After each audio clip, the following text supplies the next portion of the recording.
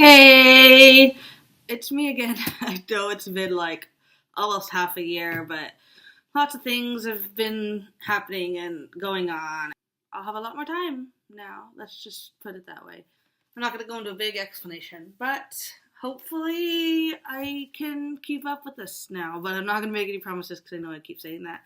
So today I wanted to do a review video. Even though I've been gone for a while, I still have been reading. I'm like 10 books behind right now on my Goodreads goal for the year, so I'm trying to catch up with that. So I'm trying to read books not necessarily that are scary this month, but that are pretty small or that are really good that I think I can easily get through, at least until I can get caught up and squared away with my goal, and then I can go back to reading the way I normally read. So I read Trilogy. I actually discovered this author when I went to New York for my honeymoon, and I went to the Strand, and I fell in love with that place. Oh my god. When I was 13, 14, like over 10 years ago, I heard about this book, and it always seemed really interesting, but I always saw it in Barnes & Noble, and I wasn't the type of person to buy books brand new.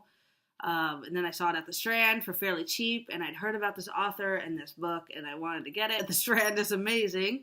I wish I lived in New York so I could go all the time. But the book was cheap, and I couldn't pass it up, and I ended up falling in love with the book, and I found out that it was a trilogy. So I continued with that. I have all the books here to show you. Let's just jump into it. So you guys probably already know, based on the title of this video, but the book that I found at the Strand was Crank by Ellen Hopkins. I didn't expect to like this book as much as I did. I gave it 4 out of 5 stars, and the other two in the series I gave 3 out of 5. This is definitely the best in the trilogy by far. But I'm not a big prose or poetry person, so I didn't think I would like it, because if you don't know by now, all of her books are written in prose. See, some of them have little designs, but it's a quick read because of that. Some of them like this are really easy because that's all that's on one page, and then this one's really short. So it's really easy, even though her books are big, between 550 and 700 pages usually. They seem like they should take a long time to get through, but like I said, because of the prose, they are really easy. It just flows really well, and I actually like the way that she was written, and I've read poetry from other people before, prose books, and I didn't like them very much, even though the concept was really good. So she just writes it amazingly. Like, I love her as an author, and I have some more books by her that I've collected. I'm definitely going to continue with some of her books, because so far she's the only person I know that can pull this off and do well. So the first book is Crank, and the second book is Glass. It's significantly thicker. And then the last one is Fallout. So what these books are about, it's actually kind of a biographical essay from the author about her daughter, and she kind of got into meth, how she kind of went down that path and what happened to her and everything. So it's fictionalized, but it's also based on her daughter's story, because she changed the name, she changed some of the events, but for the most part, the inspiration came from her daughter, who did get into meth. And so this is about her journey to meth and what happened to her and why she went down that path and how she ruined her life and those around her. And this is really good. Like I said, I felt myself engaged and was really into the book the whole time. And I think I read it in a few hours because it was that easy to read. This book ends with her getting pregnant, which is the product of the meth. And then she becomes sober, and this is where the second book starts off. She says she's going to become sober for her child. And then she gets derailed again, and with this book, the meth is powder, as you can see in the front. It's kind of like, it looks like lines of meth powder. So this is her journey. Actually, her dad introduced her to meth in this book, the powder meth. This one is ice. Glass or ice, Crank, glass, ice, crystal meth. There we go. That was a word. Crystal meth is more like into big shards as opposed to powder.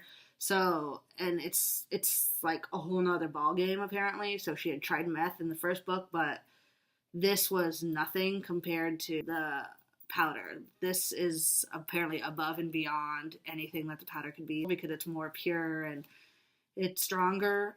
So then this is about a whole nother journey of her going into meth but getting into crystal and not necessarily the powder meth. And then she has another baby at the end of this book, but that one is under better circumstances.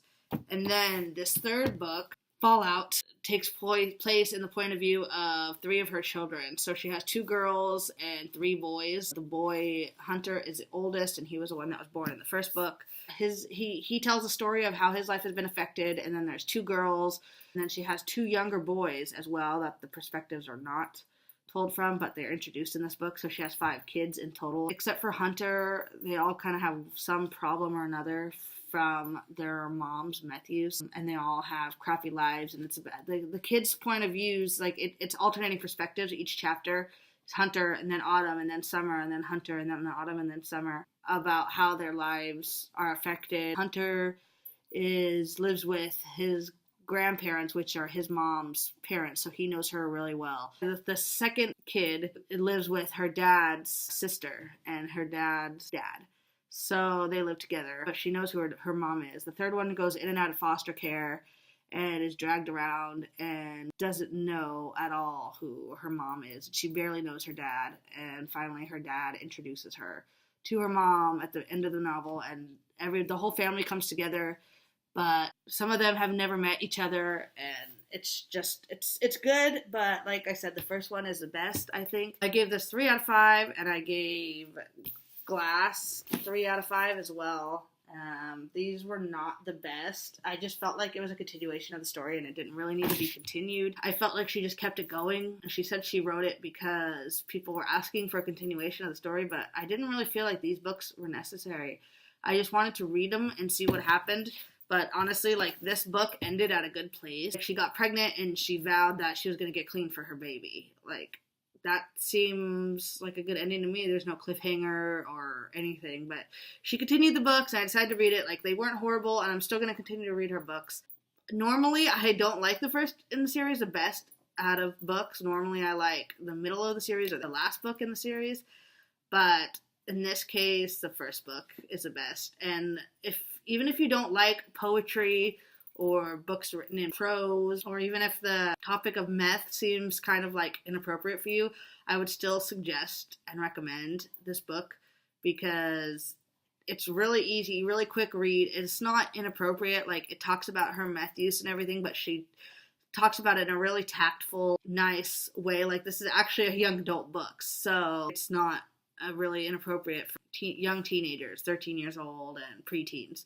So it's definitely, if you want to get into Ellen Hopkins, or if you want to just get into books in general, like with poetry, if you want to expand a little bit your reading style, I would definitely suggest picking this up. This is the only book series of Ellen Hopkins that I've read, but I also have a couple more on my shelves that I'm going to pick up, but I've heard that by no means this is her best series or her best book. It's still really good. I would still recommend it if you think that you can handle the subject matter. Yeah, that's it. That's all I have for you today. I'm going to do a wrap up for you guys. Probably tomorrow, actually, last day, there's a book I'm really hoping to be able to finish before that. I'm actually in the middle of 3 books right now. Shoot me.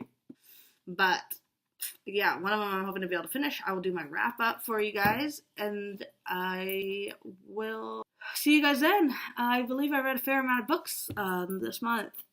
Hopefully I'll have something to talk about. So I will go for now, and I will talk to you guys later. Bye.